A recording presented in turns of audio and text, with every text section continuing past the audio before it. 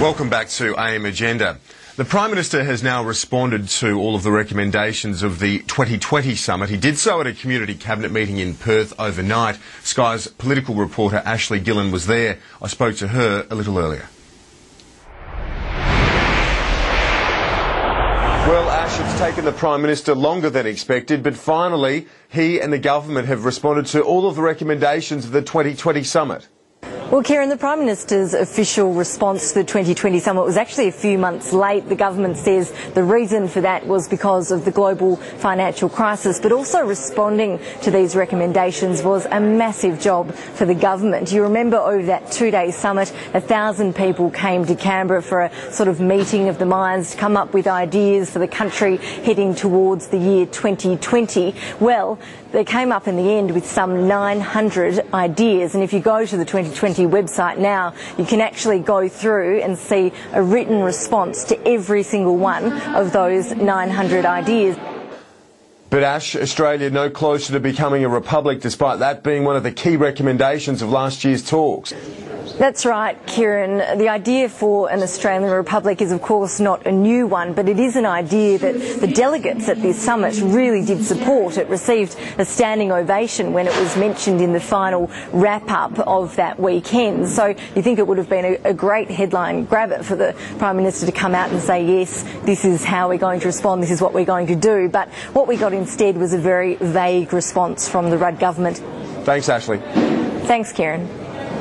And it's welcome back to our panel now, the Parliamentary Secretary for Climate Change, Greg Combet, and the Shadow Minister for Infrastructure and Emissions Trading, Andrew Robb. Mr Combet, I want to get to your both of your portfolio areas now, and that is, of course, emissions trading and climate change. This week at a Senate committee in Melbourne, the two big steelmakers, BlueScope and One Steel, warned that your CPRS, your carbon pollution reduction scheme, will cost hundreds of jobs. Now, is that the sort of message we want from business, given the dire state of the economy as we were discussing earlier? Now, look, the biggest thing affecting the business community at the moment is the global downturn, and particularly in areas that are emissions intensive in the economy, they are especially impacted by the global downturn. The collapse in demand for steel is very significant. For example, collapse in coal prices and other commodity prices in the order of 50 or 60%. That's the big issue. I've been doing a lot of the consultation with the business community about the emissions trading scheme, the carbon pollution reduction scheme. You must have been busy then, because not many of them are happy about it. Well, I've been busy, but what I have been going through with them is, of course, the assistance, the transitional assistance packages that the government has on the table that we've articulated in the white paper about the emissions trading scheme that are now encapsulated in our draft legislation for the scheme, and going through and discussing how those will apply.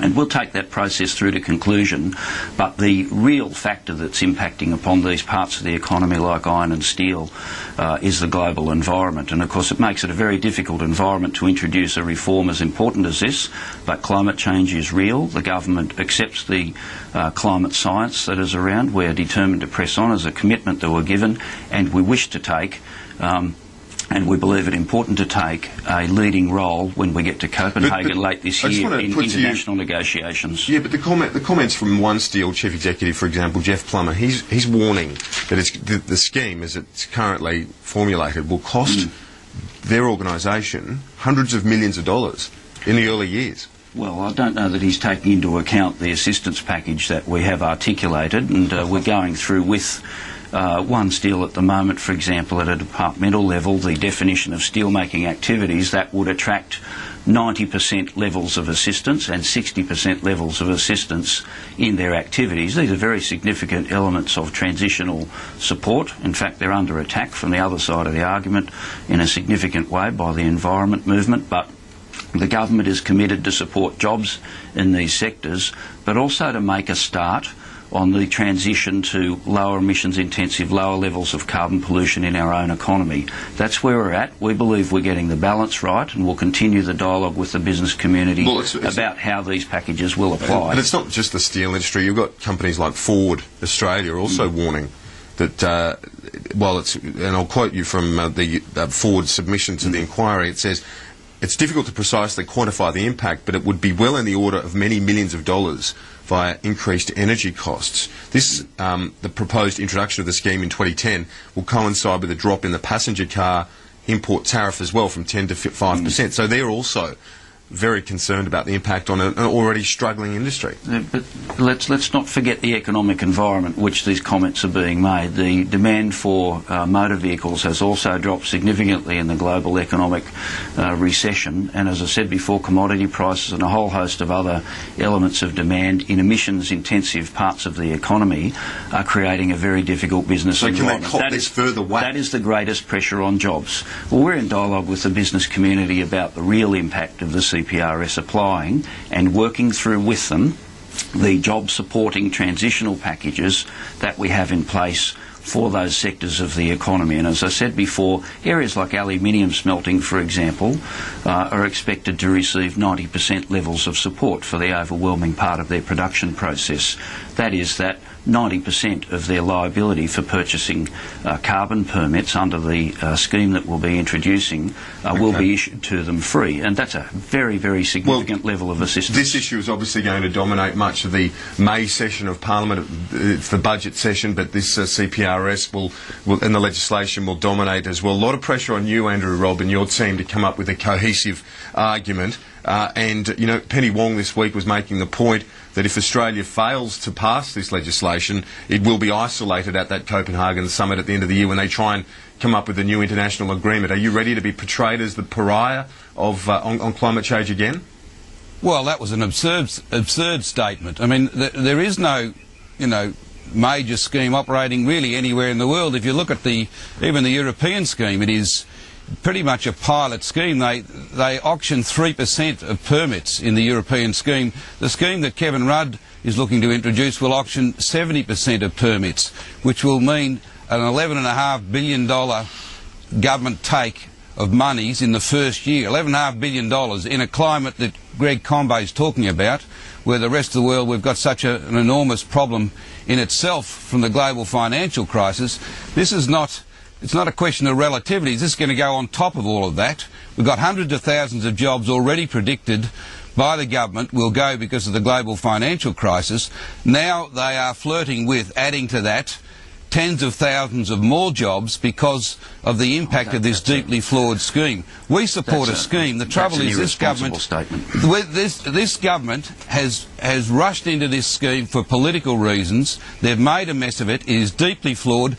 No one is happy with it. It's going to cost tens of thousands of jobs. It's going to stop investment in its tracks, and it's going to do little or nothing about CO2 emissions. So it fails on all fronts. And you've got even people like Ross Garnaut, who is their principal advisor, saying they should pull back and revisit this, redesign it.